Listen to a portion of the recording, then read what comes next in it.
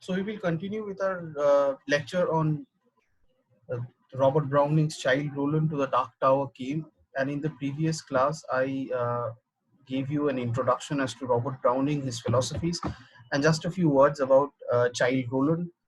The fact that the title was inspired from King Lear, and that the title was taken from King Lear so as to put in that effect of sarcasm, that ironic, to have that ironic effect on the institution of knighthood, which signifies bravery, loyalty, chivalry, all these qualities, to ironically represent the institution of knighthood. Robert Browning takes this title from King Lear, where Gloucester's son, Edgar, who is a knight, in just to validate his disguise as Tom o' Bedlam, speaks utter nonsense. And so, in the through speaking of the utter nonsense, it is like a knight is not supposed to speak utter nonsense. That's why knight is supposed to be a very uh, intellectual figure because of his high position. And so, this is an ironic representation of the whole institution of knighthood and knightliness.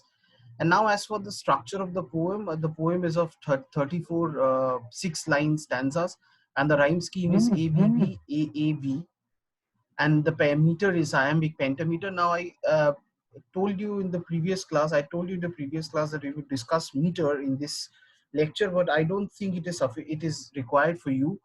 Uh, it is a complicated thing where you need to where you are taught to identify the stressed syllables and the unstressed syllables, and then find the meter accordingly. But it is you need not know this.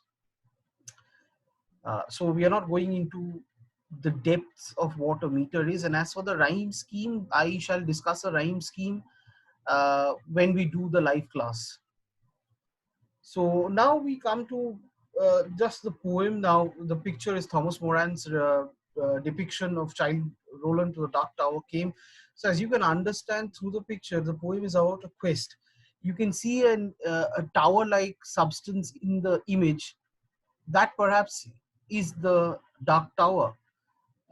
Amidst the mountains, in the poem we will see that the Dark Tower is amidst the mountains, and so that Dark Tower jutting out of the mountainous background is perhaps the Dark Tower. And you can understand that the tower is a long way away from your most nearest margin. So it is almost like, to reach the Dark Tower, you need to undertake a great quest. And you can understand that the quest is a dangerous one, not a very easy one, through just the way that the painting has been done, because just the way that the lights and the shadows and the darkness have been created in the picture. You know that this quest is not a very easy quest. It is a dangerous quest, almost perhaps a damning quest, where there is no passage of return, because the more further you go in the picture, you see that the picture is becoming darker and darker, to the extent that it is almost becoming black. So the Dark Tower and its adjoining areas have almost become black. So this signifies a journey to which there is no return. So I'm going to discuss the context and the summary of the poem. Now we will be unable to discuss this poem line by line in the video lecture. We'll see how we fare in the live class. And because we are unable to fare line by line in the video lecture, I'm going to give you the context and the summary. So the poem, as I told you, is a quest poem where Roland, a knight, goes in search of the fabled Dark Tower. Now, the word child, the prefix child, has been associated with Roland again to satirize and to ironically represent the ideals and the institution of knighthood, where Roland is a child. So again, the word child and a knight is an oxymoron. A knight is a big, sturdy man, courageous man, strengthful man. He or she, he cannot be a child.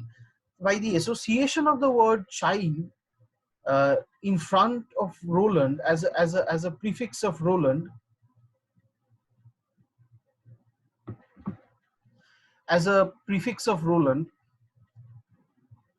we are in fact bringing forward uh, the idea that Browning wants to propagate through his poem, that Roland is not a very knightly knight. So at the beginning of the poem, we will see that Roland is confronting this hoary cripple again, the hoary cripple who he suspects of lying, and it is at the directions of the hoary cripple that he undertakes this ominous task of locating the Dark Tower. So again, and hit at the institution of knighthood, where the knights are supposed to take their orders from gorgeous kings, powerful kings, but here the knight is taking his orders from a hoary cripple. And despite his suspicion, Roland heads off towards the plains, convincing himself that this is a quest of the quest means inevitably failure or death. Now, to a knight, honor, the romantic ideology of knight has always stated that honor is the greatest weapon in a knight's armory. So you cannot lose. So you may die in the service of your lord, in the service of your quest, but you cannot surrender, you cannot lose. And so Roland, he's justifying his journey to the Dark Tower by telling himself again and again that this is a matter of life and death. And this is a way that he validates this his quest towards the Dark Tower, and almost it is trying to validate his journey in almost that he almost is trying to validate his journey. We are kind of privy to this information, we are kind of privy to this idea that perhaps this journey is a useless, futile one which does not need to be taken. But Roland is in undertaking this journey just because he wants, well, just because that's what knights do. And in the lack of any serious, arduous objectives, he's undertaking this futile journey towards the Dark Tower. So Roland undertakes his journey. He undertakes his journey through the grey plain, and the scenery is described in very ghastly terms. The scenery is the setting is one of desperation, of frustration. It is not a vast expanse of land with green trees and water and fruits and so on and so forth. So on and so forth. Uh, so on and so forth. So the scenery here, the setting here is a very grey one again, which is again quite opposite to what a knight signifies. A knight signifies fertility because he brings passion, he brings romance, he brings vitality. A child Roland is traversing through a path that lacks every sort of fertility.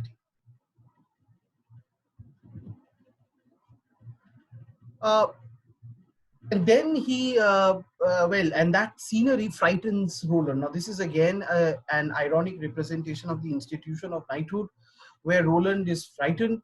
Knights are not supposed to be frightened, but Roland is frightened. So, what Browning does here is not just he hits upon the institution of knighthood, but he also represents the fact that the knights, even though apart from their romantic imagination, their romantic description, they are not such larger than life characters as they are represented to be. They are human beings who have their own follies, so they can be frightened, they can feel lustful, they can feel n number of things.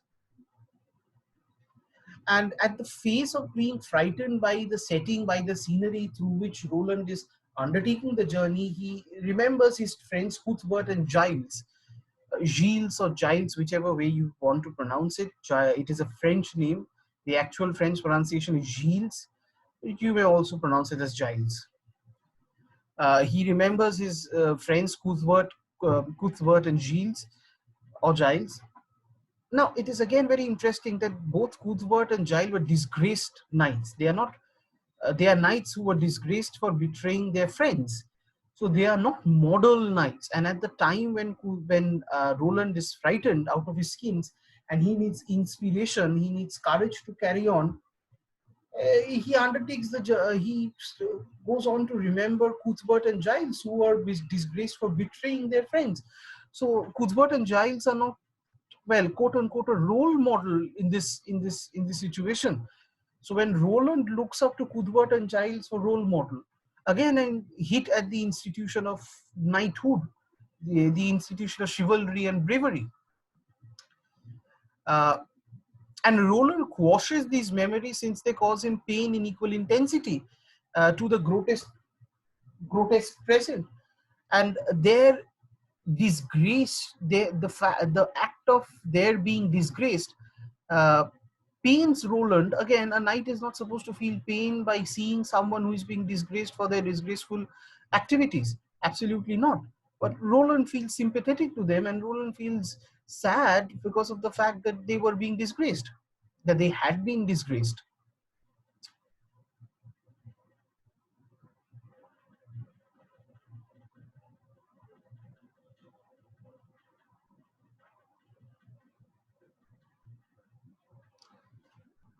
So again, as I was telling you, a hit on knightliness, a hit on knighthood. So he continues the journey across the river, and so he's undertaking the journey towards a grotesque present, and he continues the journey across the grotesque landscape. And while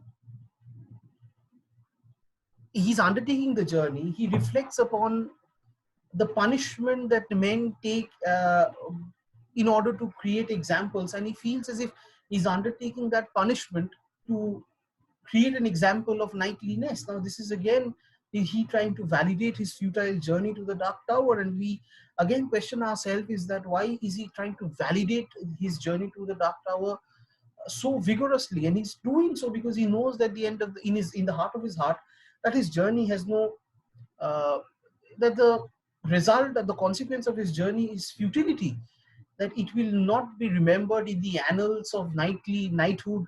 It will not be, legends will not be created of Roland's this journey to the Dark Tower, and perhaps people are going to uh, almost spit on the face of his objective of going to the Dark Tower, because they realize the fact that it is a futile one. So he's trying and again, he's trying to validate that everything he's doing is for a greater ideal, a greater purpose. But in validating this, we get to know, or we are becoming privy to the fact that there is no validation. And at the end of the journey, he comes to the Dark Tower, and where he sees uh, Dark Tower is, so there's a dark mountain, and within there's a brown tower with no windows, and he realizes that in itself is a Dark Tower. And he sees something that is very uh, fascinating, very surprising, is that he also sees numerous other knights at the gate of the tower. And this again is another direct satirical representation, and it is again a direct hit at the institution of knighthoodness, that all a majority of the knights are like this.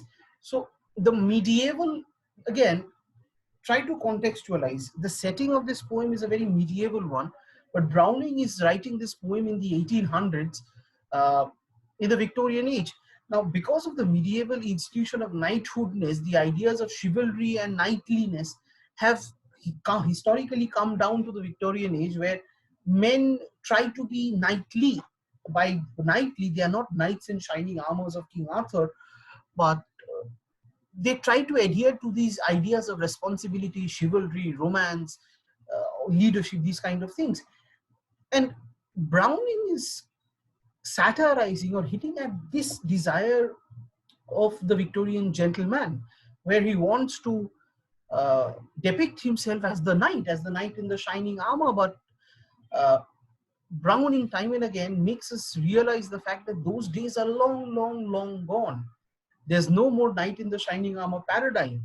And so every step that these gentlemen are desiring to take is a futile one. They are just keeping up pretenses.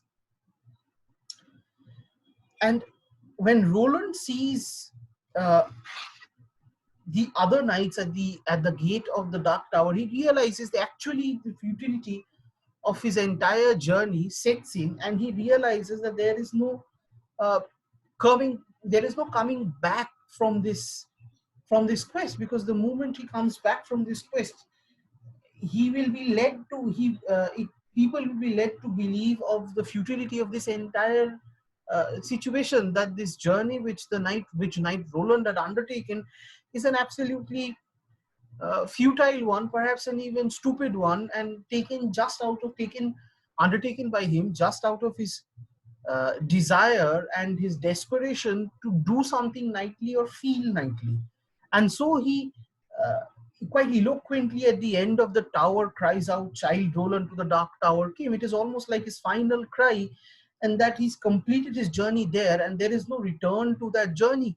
His journey now has become enshrined within the dark tower, and whatever he does, he has to stay with the dark tower in order to give his and his ideas of valor and courage and romance some sort of validation.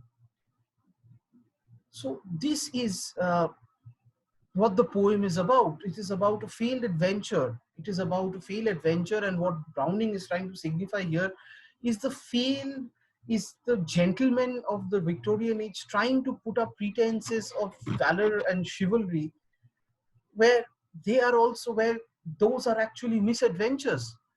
They are not chivalrous. Those gentlemen who are putting up pretenses and pretending to be valorous and chivalric, they are not valorous. They are not chivalric. They are not uh, driven towards the ideals of an honest romance. They are lustful. They are opportunists, perhaps even cowards. Uh, they are fearful. So through the entire poem, in trying to make a mythic poem out of this knight's righteous journey to the dark tower, he's trying to hit at the righteousness of the emotion and the feelings, or the outward exhibition of knightliness that the Victorian gentleman is offering to the society. It is almost like their journey itself is a journey of failed adventures, which is going to, well, fail the moment that they reach the dark tower, because their objective is the dark tower, because they are not truthfully knightly. They are not truthfully knightly. And so with Roland's last cry, "Child Roland, to the dark tower came," it signifies the end of a journey where the knight has reached his objective, but the objective is as futile as it can ever be. This is a context and summary of the poem. Again, this is more or less available on the internet. Uh, I encourage you, I urge you to read that, and uh, if you can go through the poem, there's nothing as well as that. 34 stanzas of 6 lines is a huge proposition, I understand, but if not the poem, at least go through the summary. So I have tried to put forward what the poem is about, what it entails, what its ideals are, and what the summary of the poem is. I'm going to end the lecture here, and in the next lecture we are going into themes and symbols and motives and all of these, going to the greater details and the greater politics of the poem. Thank you.